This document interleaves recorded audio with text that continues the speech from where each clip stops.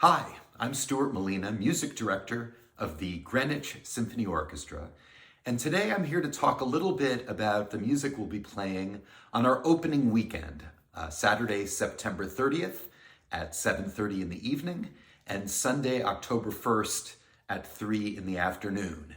All of these will be at the Performing Arts Center at Greenwich High School. Our program begins with music by Felix Mendelssohn, one of the early Romantic composers.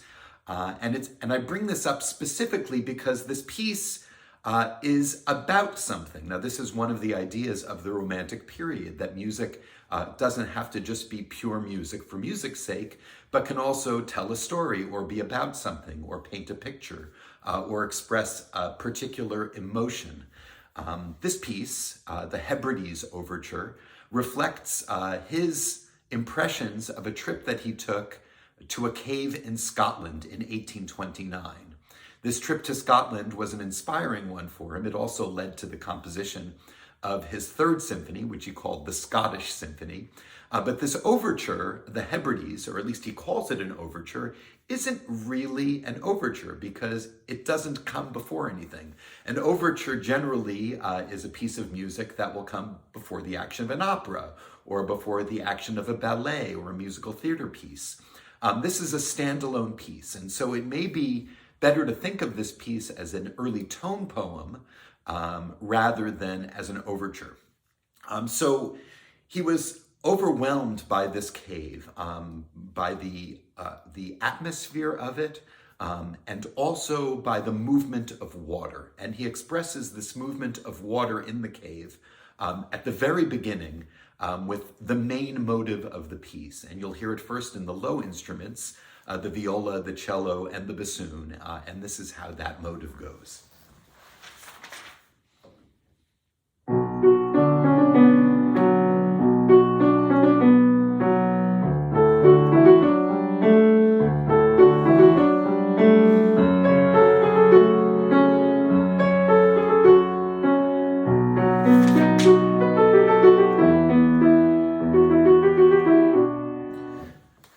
Now, you'll hear this motive throughout the entire overture, sometimes as the main theme, like you heard at the very beginning, and oftentimes as an accompaniment figure while other things are going on. When you are not hearing this theme, or sometimes at the same time, you're going to hear steady movement in these low strings and the upper strings, again, representing the movement of water. Right after we hear this opening theme, these same low instruments take over this ostinato, or continuous movement of notes, and it will sound something like this.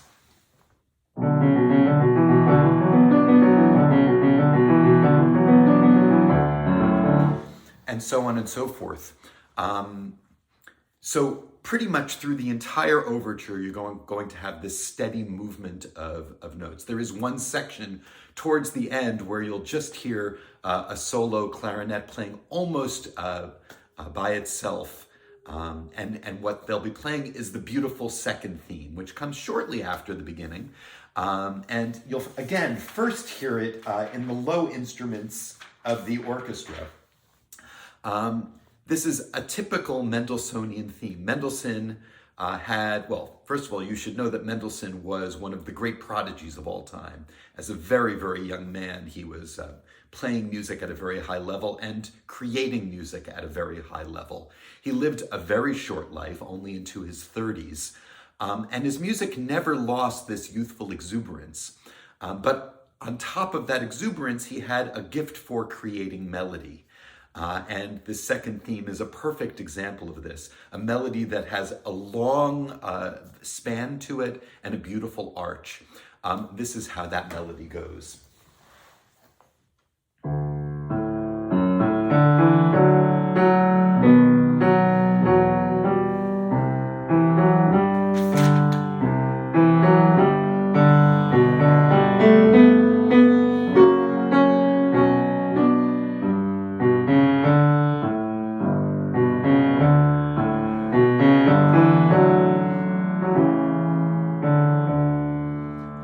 And then it will be taken up by the upper instruments of the orchestra. Truly one of the glorious melodies in Mendelssohn's entire output. This overture has its moments of great glory. It's not all atmospheric and gloomy like the opening. There are moments of great brightness where the main theme will be taken up by the trumpets. But the general feeling of this piece is a beautiful depiction of nature and of the power of nature to affect humanity. The second piece on our program will be the first of two pieces for piano and orchestra that we'll be playing on this program. Both of these pieces are by composers who really made their names in other genres of music. The first being Keith Emerson, the British rock and roller who was most famous for his participation in the group Emerson, Lake and Palmer, which were enormously successful in the 1970s. And the other is by Duke Ellington, who of course is one of the utter icons of jazz music in America, one of the great American musicians overall. But going back to Keith Emerson was trained as a classical pianist, and in fact he had a great love of the music of Ginastera. Ginastera was a great Argentinian composer who wrote music with great Latin rhythms in them, and you'll hear this reflected particularly in the first movement of Emerson's piano concerto. Emerson, throughout his career, wrote classical music, and in fact, Emerson, Lake and Palmer was well known for their rock and roll versions of great classics. Most notably, in my mind, is Pictures at an Exhibition, which they put on one of their albums in a purely rock and roll and electronic version. This piece, however, is not a rock and roll piece. This is a classical piano concerto, but it is not a piano concerto that you can easily classify in terms of style. In fact, I think it's intentionally eclectic in its choice of musical style as the piece progresses. It starts off, for example, in a crazy way, presenting 12-tone music. So what is 12-tone music? This was invented by Arnold Schoenberg in the early part of the 20th century, very controversial at the time and even now. And the idea was to throw away traditional harmony based around major and minor chords, and instead create music that is based entirely on a series of notes which represent all 12 notes of the chromatic scale. So the chromatic scale is all of the small steps on a piano, and there are 12 of them in an octave.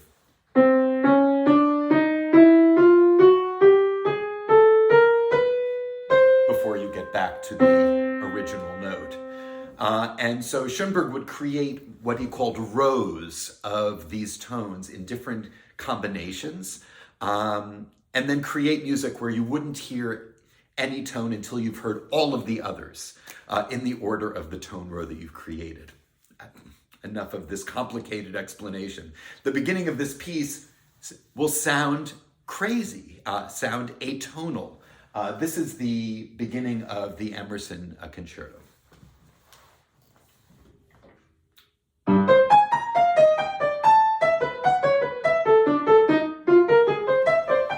I mean, as you can hear, it's notes that don't relate to each other in any traditional sense, but he creates a short fugal section, music in counterpoint, almost in the style of Bach, to begin this piece, creating this cacophony, and then the cacophony will end with a string chord and then a simple clarinet melody, which takes us back into the world of tonality, of chords, major and minor chords, and in this particular case, extensions of those chords, because the music that Emerson writes comes also out of the world of jazz, where instead of just a major chord, you might have a major seventh or a major ninth. If you have a minor chord, you might have,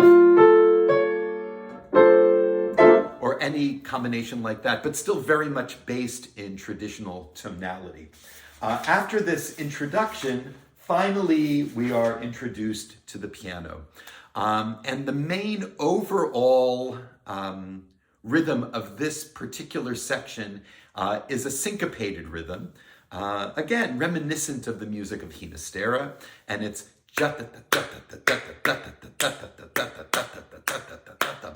and this will be the propelling rhythm for this section. The piano will play a beautiful, very tonal introduction of a phrase, and it will be answered in the orchestra with this beautiful answer.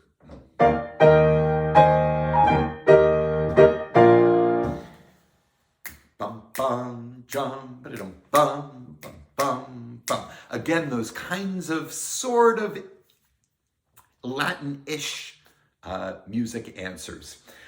So this is the first section of this piece, which kind of flows beautifully and has, I would say, overall kind of a feeling of exuberance and delight and joy, very much in a major key. It will continue in a development section, which makes things a little bit more complicated for a while, but then everything will stop and we're given a hymn. Now, interestingly, in my score, at this point, whoever last performed this piece wrote Anthem a la Elgar. And I think this is very apt. As I said, Emerson was a British composer, and the greatest of the Romantic British composers was Edward Elgar. And Edward Elgar was known for his anthems. You certainly know the theme that he wrote for Pomp and Circumstance when all the graduates go and get their diplomas. But he wrote many of these. His first symphony begins with an anthem. And he'll generally present it in a very simple way, and then it will gradually gain texture through the addition of instruments or changes of orchestration as it builds towards a triumphant conclusion. This is no exception. We first get in the woodwinds and horns a very simple anthem, and this is how this anthem goes.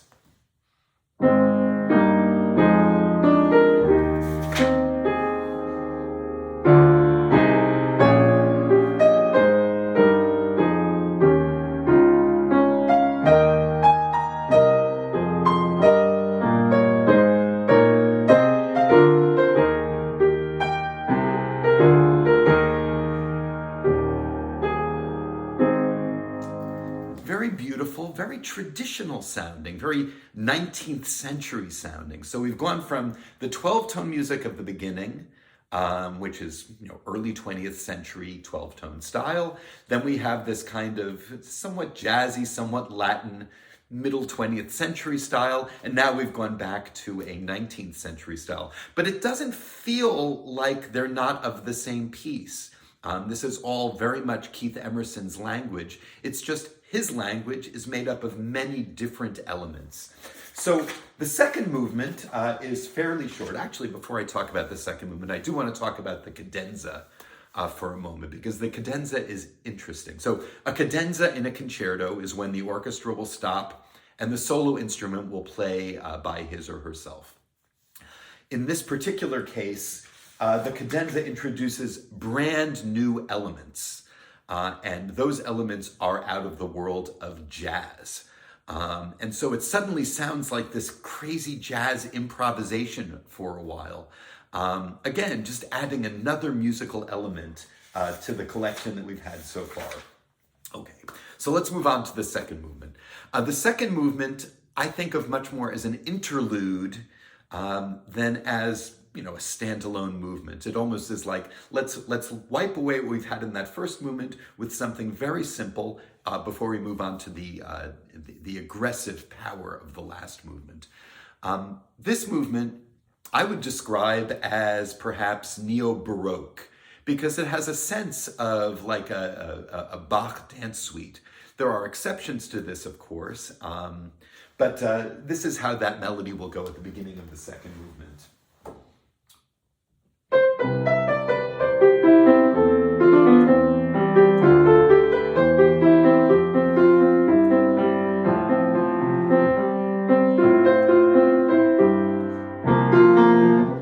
And so on and so forth.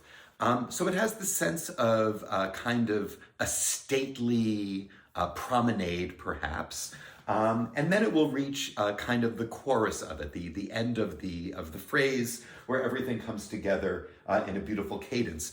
But this one is not straightforward, but rather it's changing meters, not in a way that is in any way upsetting of the music, but rather just to throw a little bit of a twist. And this is what that will sound like.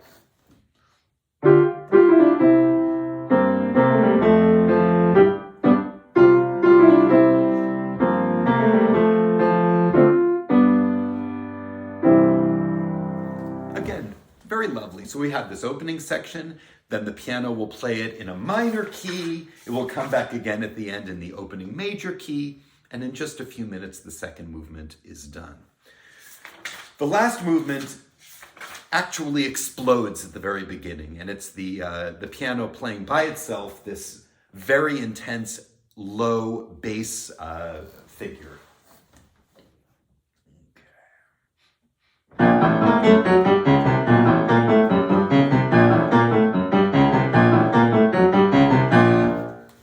And then on top of that, the orchestra comes in with very strong punctuations answering it.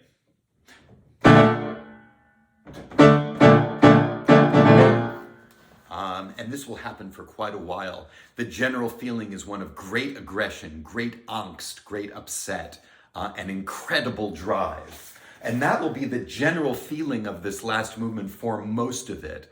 But similar to the first movement, after an extended period of this very agitated music, things will open up towards the end.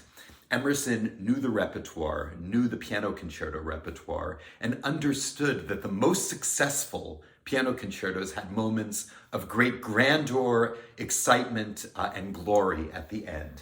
And so he creates a section like this towards the end of this piece where the orchestra comes in with a very glorious, beautiful theme.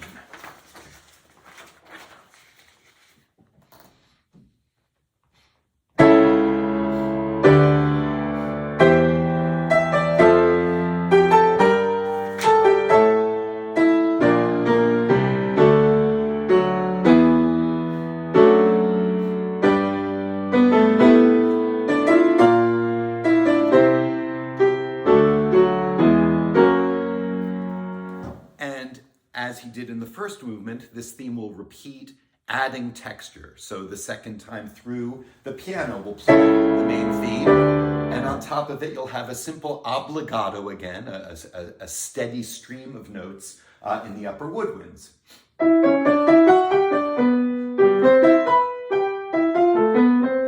And then the third time it comes through, you'll have the strings playing the melody, and then finally, everyone plays it together, and it brings us to a very satisfying close of this wonderful concerto that really has a place in the repertoire.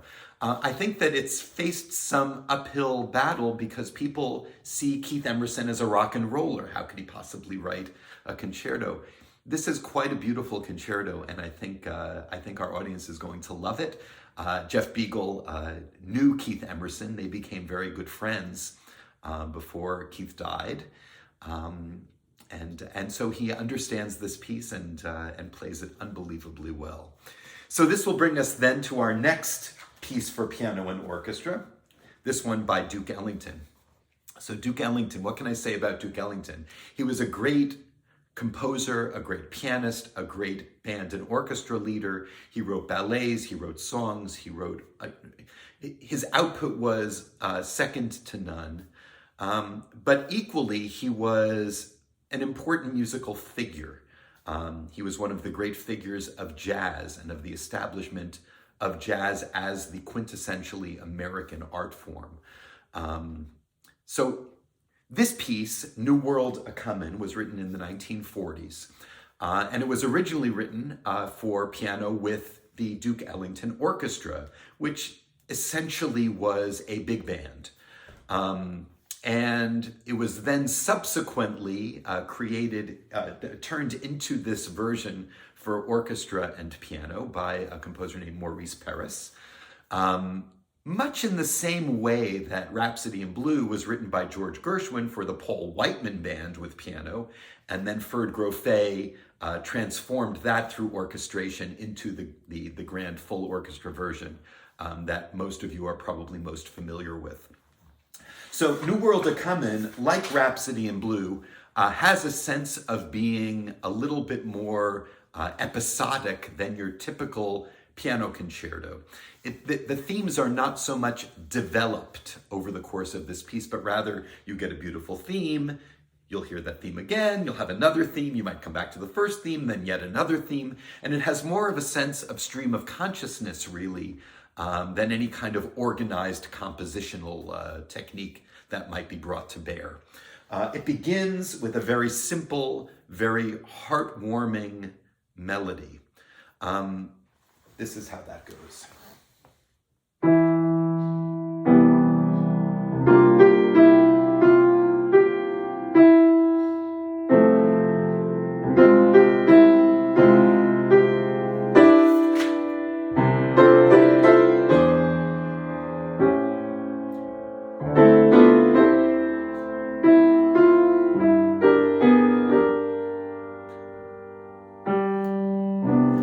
So on. Now, when Duke Ellington was writing this piece, he chose the name New World A-Comin to indicate a vision for a future in which Black America would be empowered and be leaders, and there would be equality. And in this opening melody, I really do have this sense of both yearning and confidence that this will come about. I mean, perhaps I'm projecting onto it, but that's the sense that I get. It's a heartfelt, aspirational theme. And so he will work this theme out for a little while in the orchestra, and then the piano will come in with a very grand, expressive, pianistic version of this theme.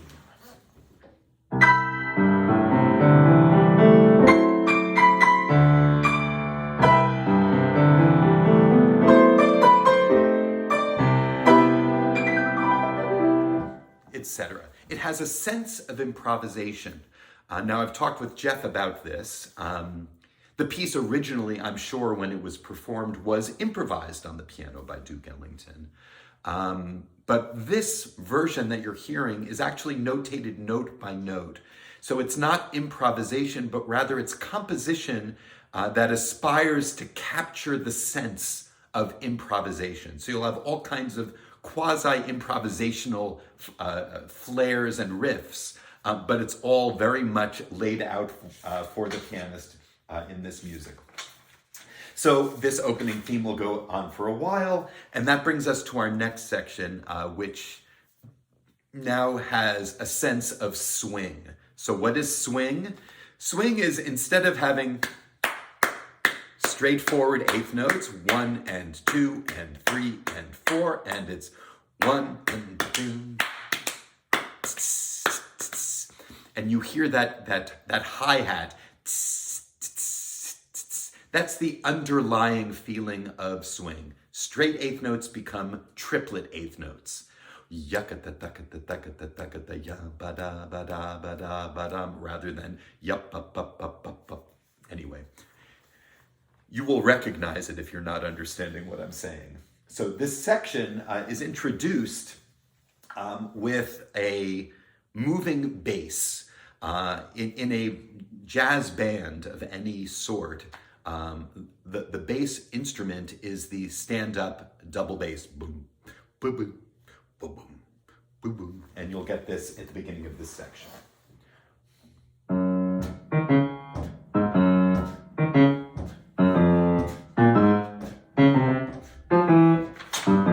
And then you have the theme brought in the piano. And it's a kind of a typical Duke Ellington theme. It's in minor, which gives it this kind of mystery and intensity. And it's kind of a wonderful theme. This is what it sounds like.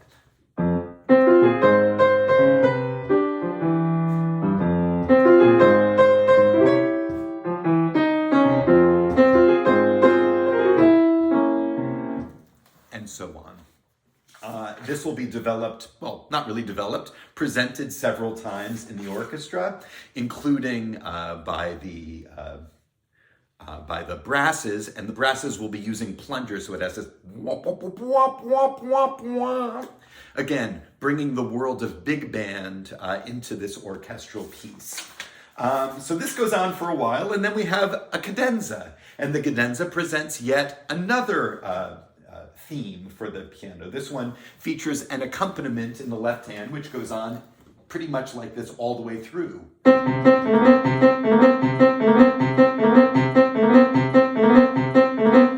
And so on top of that,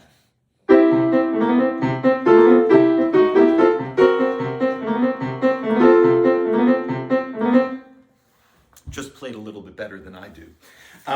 So this will go on for a while, and then we have another swing theme. So we have the same kind of walking bass, ba-dum, ba-dum, ba-dum, ba-dum, but with kind of a fun theme on top, featuring what I would call a harmonic turnaround. So this turnaround, this is the chord progression.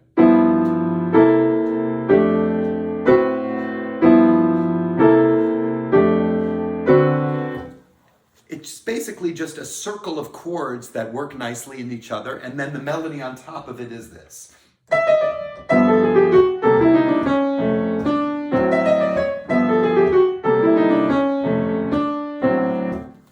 Again, kind of jolly, kind of happy, carefree, very typical kind of Duke Ellington melody. We're going to hear this at the very end of the piece, played by the whole orchestra extremely strongly, which will bring us towards the end of the piece. But for now, it's presented in a very carefree way and very, very lovely. There are several more cadenzas that you'll hear, particularly one very much towards the end of the piece.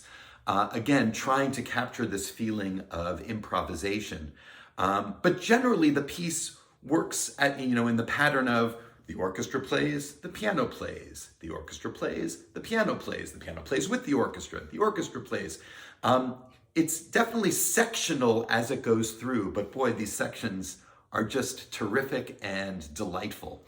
Again, this is a wonderful piece of music that came out of the world of big band jazz and was adapted for orchestra, but I think particularly paired with the Keith Emerson, which touches on jazz music, but isn't really jazz per se.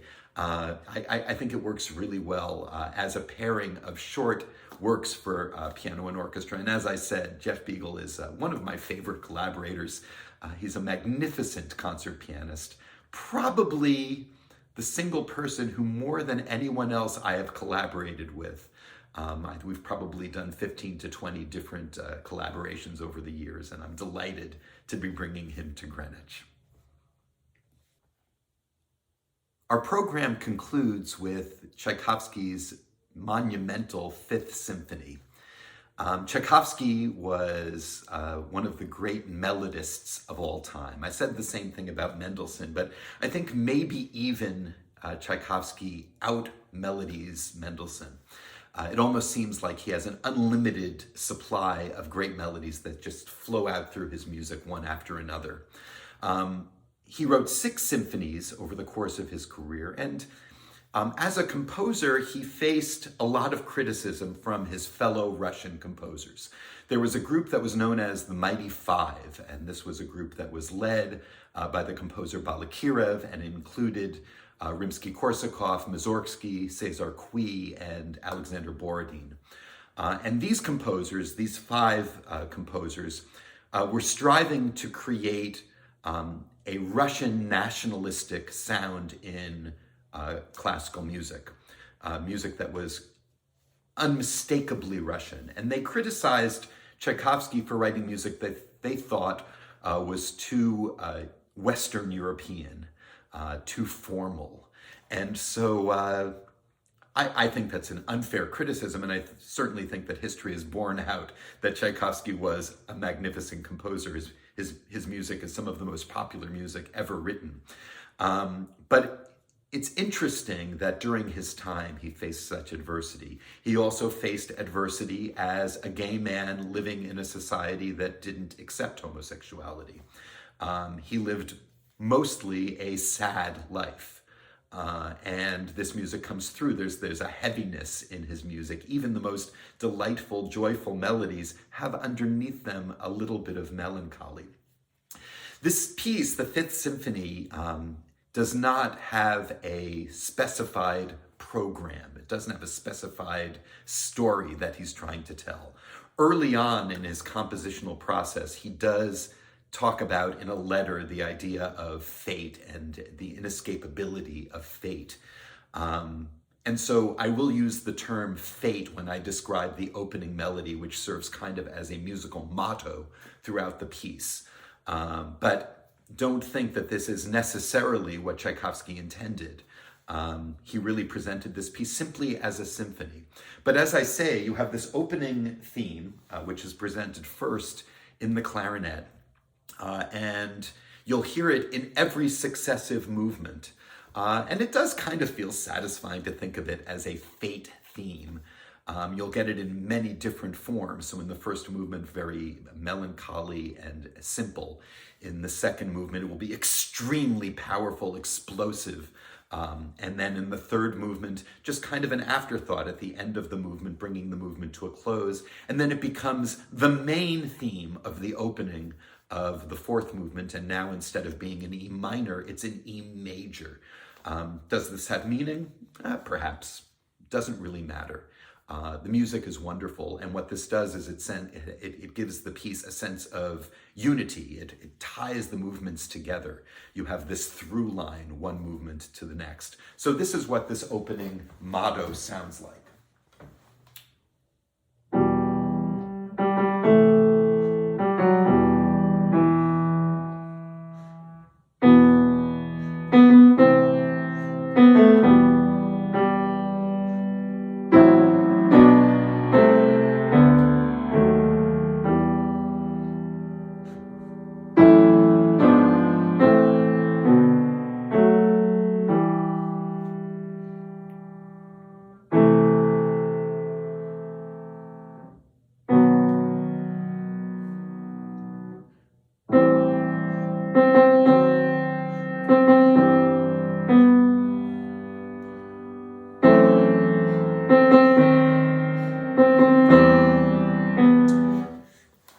To play a bunch of it because it does serve such an important role in this piece.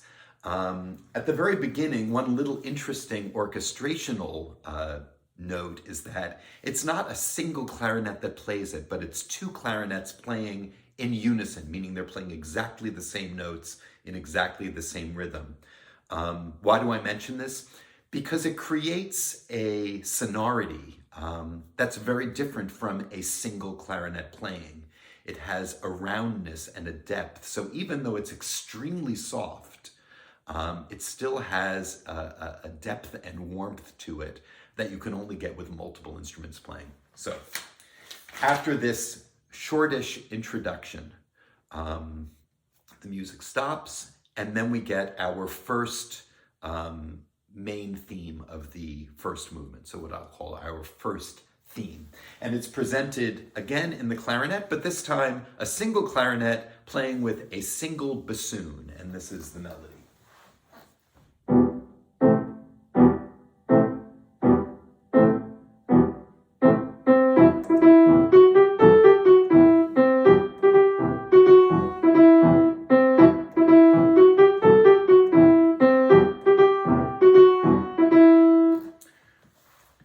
It's a mysterious melody. It's based around what we call a dotted rhythm, yum ba bum, yum ba bum, yum ba bum, yum ba bum. And that dotted rhythm is going to play a very central role in this first movement.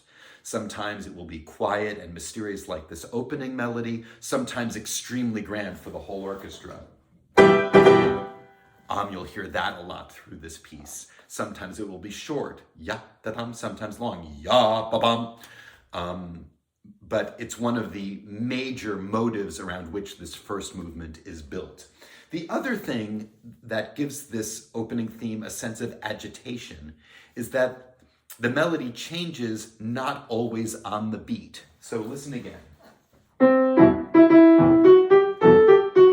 That's basically straightforward. Now listen. The changes are happening on the third of three subbeats rather than on the downbeats. And it gives us, again, a sense of agitation, a sense of uneasiness. So we have this long opening section. It will get very grand. You'll get your big dotted rhythms accompanying. And then this will bring us to the first of our transitional themes. And this is for the strings to start.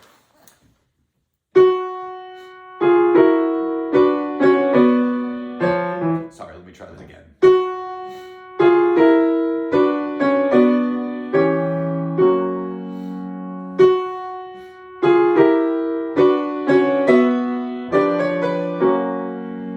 So it's a very quick theme, but I bring this up because it's going to introduce a concept that I talked about last year, I believe, when we were doing Tchaikovsky's Violin Concerto, and that's the idea of appoggiatura as a method of intensifying a melody. Appoggiatura is the Italian word that means leaning. And it's a note that literally, well, I guess let's say figuratively leans in a way that has to be resolved. In this particular case, that note isn't consonant to the chord. It has to resolve down. And that gives it a sense of urgency. So in the context of this melody, we have a simple phrase. This time, he adds the appoggiatura to the apex of the phrase, giving it more urgency.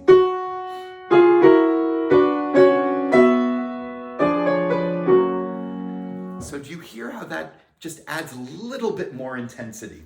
We're going to get that to a much greater degree in the second movement when we have our spectacularly beautiful French horn solo.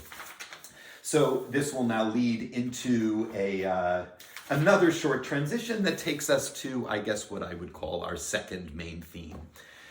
And this is a waltz theme of sorts. Now, Tchaikovsky, as we know, wrote many very, very famous waltzes.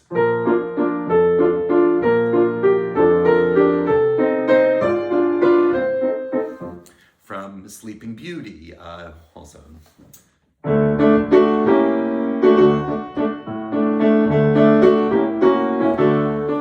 From The Nutcracker, and there are so many examples of this. He had a knack for writing beautiful Russian waltzes. This is a waltz that's a little bit different. First of all, he doesn't present it in 3/4, which would be your typical waltz rhythm, 1, 2, 3, 1, 2, 3. But rather he presents it in 6/8. So there's really going to be just one downbeat for every 2 sets of 3. So it would be like. So that's neither here nor there. The more interesting thing about this waltz is that he takes those 2 measures of 3 and the melody becomes what we call a hemiola. Now a hemiola is where you have 2 sets of 3, 1, 2, 3, 1, 2, 3, and divide a melody in 2. 1, 2, 1, 2, 1, 2, 1, 2, 1, or 1, 2, 3, 1, 2, 3. And in this case, this is how that goes.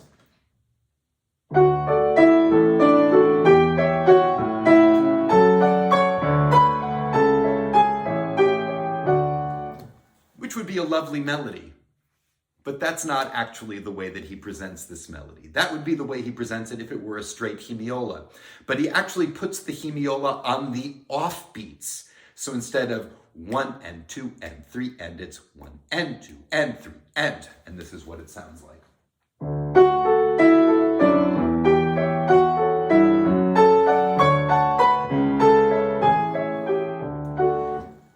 It's just such an incredibly lovely way to present this theme, and it's so interesting. And again, because it's on the offbeats, it has this sense of emotional urgency, which Tchaikovsky did so much better than anybody else. So listen, there's so much more to this first movement that I could talk about, but I could do an hour on each of these movements. But let's move on to the second movement. The second movement is extremely lovely, extremely emotionally powerful. It starts extremely soft, extremely intimate, and it builds in energy before the explosion of the opening motto, the Fate motto, comes in midway through. But it starts very interestingly because we're going to get a main theme in D major in this movement. But he begins in B minor, which is interesting, and it almost serves, first of all, I guess, as a transition from the first movement, which ended in E minor. But the E minor chord featured a bassoon playing strongly on the fifth tone, which is a B. So it was natural to begin the second movement in B minor. But it also allows us emotionally to transition from this dark world of B minor tonality to a much more optimistic world of D major. It's almost as though we have a cloudy day and then the clouds gradually part, exposing this beautiful melody from the French horn. So this is how that opening sounds.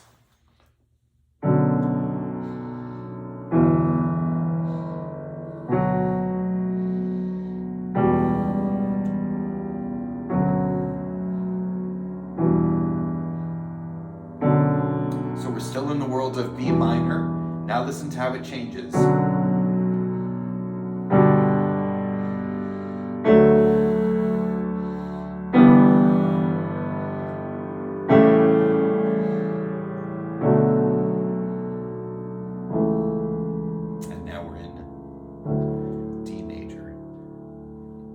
Just a brilliant, beautiful transition, but not even as beautiful and brilliant as the gorgeous French horn solo that comes in now. Excuse me. This is one of the central French horn solos of the entire repertoire. Every audition for principal French horn will have this solo on it because it goes on and it's very expressive, very difficult to play well. But overall, what I want to express to you is just the utter beauty of this moment where we have just the strings and then a solo horn coming on top, and this is that melody.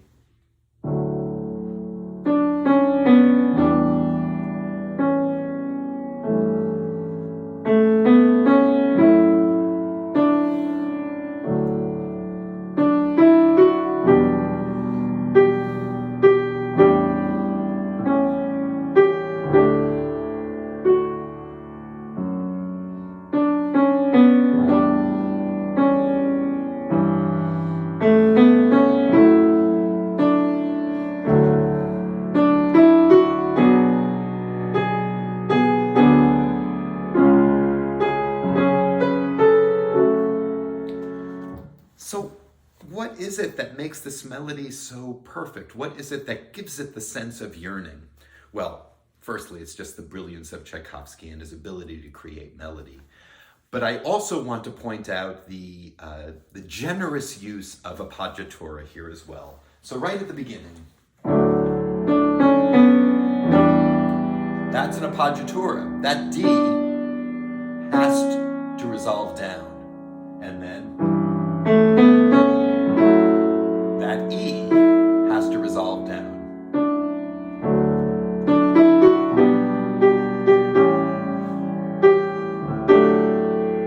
That G has to resolve down, and so on and so forth. So at the end of each of these mini phrases and longer phrases, you have an appoggiatura that gives it the sense of longing, the sense, again, of emotional urgency. But when you're listening to it, don't think about appoggiaturas. Don't think about anything but just the glory of this beautiful melody. I do want to play a little bit of the second theme for you. The first theme is presented very steadily with a very simple accompaniment, just long chords underneath. When the second theme comes, we have a different kind of accompaniment. We now have a triplet accompaniment.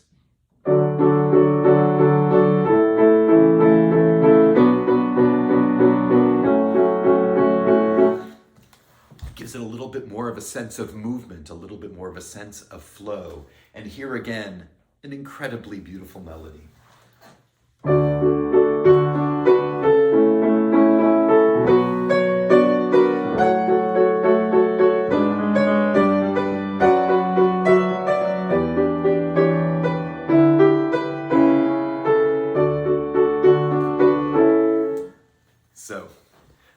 So we have two uniquely beautiful melodies. They work well together, but they are different, and different not only in the way that they're presented with accompaniment, but in terms of the contour of the melody.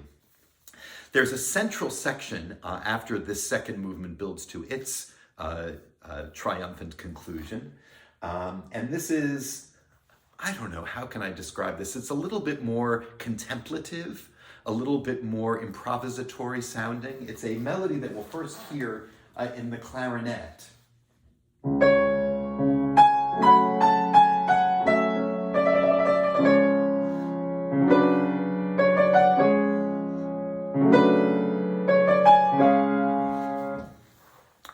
And this will, again, build. You'll hear it several different times, different instruments. It will build and build and build, and then eventually it builds and it explodes into the return of the Fate theme.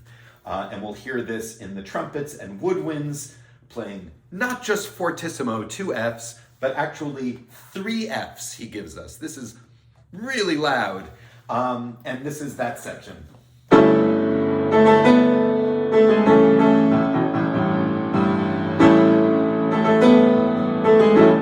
So the melody is the same as the opening.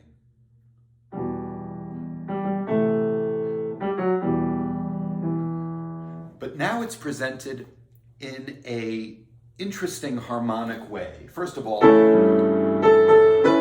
it's in a major key rather than a minor key, but it's also a major key over a 7th.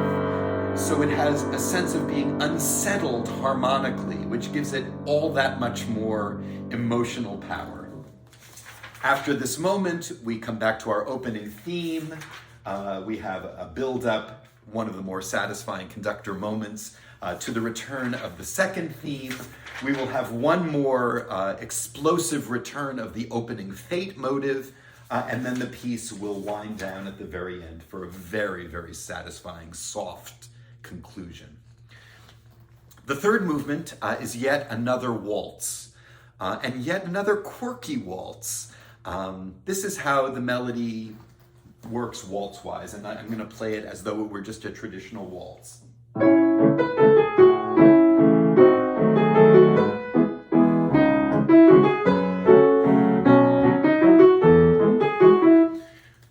But he doesn't present it that way. It doesn't have a sense of, but rather he gives it to us without a downbeat. So the accompaniment is 1, 2, 3, 1, 2, 3, 1, 2, 3, 1, 2, 3. So this is how it sounds with the melody.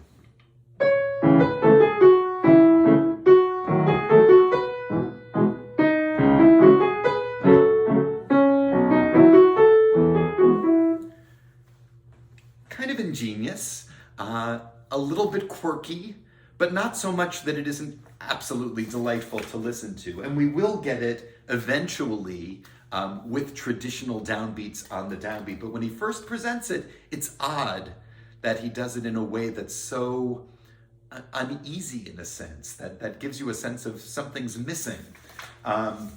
We're going to have lots of music in the second movement, including a trio section. So when you're dealing with third movements, generally going back to the 19th century, to the 18th century, of the time of Haydn and Mozart, it would be a minuet, the third movement. Then it would become a scherzo with Beethoven and those that followed him in the Romantic period. By this time, the third movement was any kind of a shorter ABA movement, meaning you get an A section of music, a contrasting B section, and then a return to the A section. And the contrasting B section in this waltz is very fast moving. Suddenly, instead of this simple waltz melody, we have 16th notes moving constantly.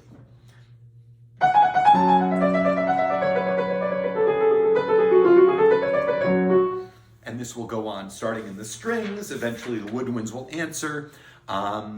It's a very delightful contrast, and then the original waltz will come back at the end. At the very end of this movement, as I said earlier, the opening fate motive will return, but it's almost like it doesn't feel like it's a part of the waltz, but rather as a coda. We've done our waltz, and now we have this final section where it's like, oh yeah, I want to remind you, this is part of this larger form, and this is what that will sound like.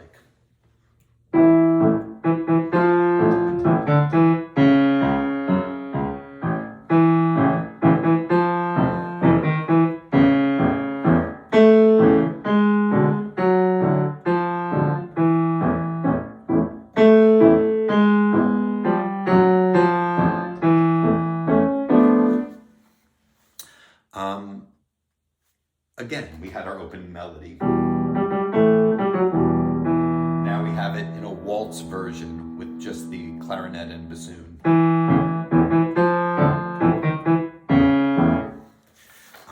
Again, just to remind us, and shortly after this piece ends, we get to the fourth movement, where now we get the full realization of this opening theme now in E major rather than E minor. So instead of we have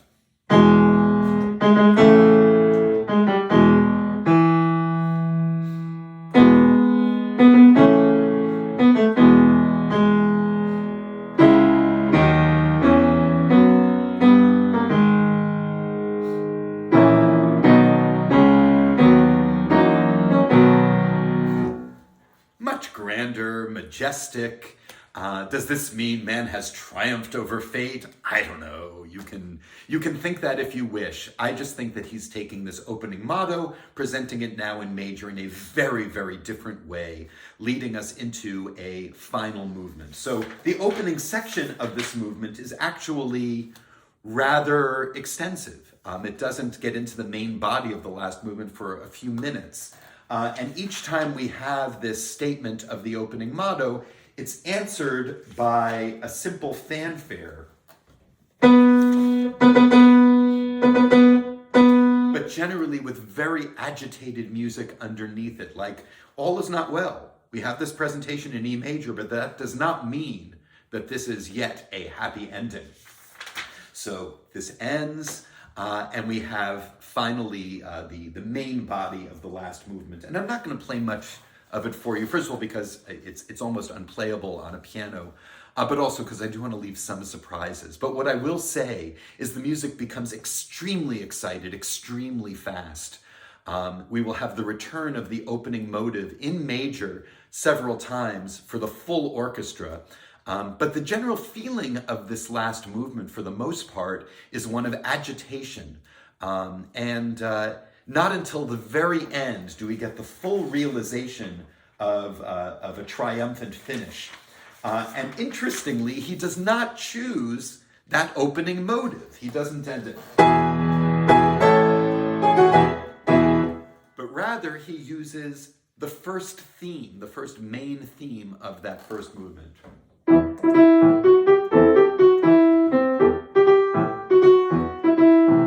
And now we get it in the trumpets with the full orchestra accompanying.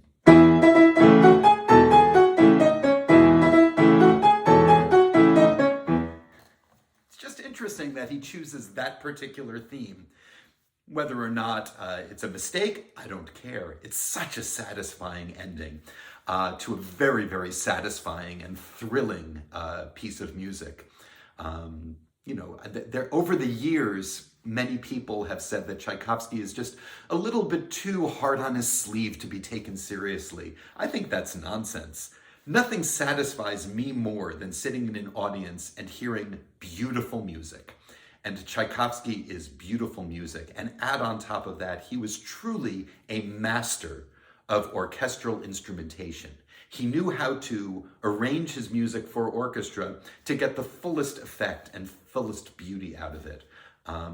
It's a concert that I think you're going to very, very much love. I hope you will be there with us again. It's Saturday evening at 7:30 on September 30th.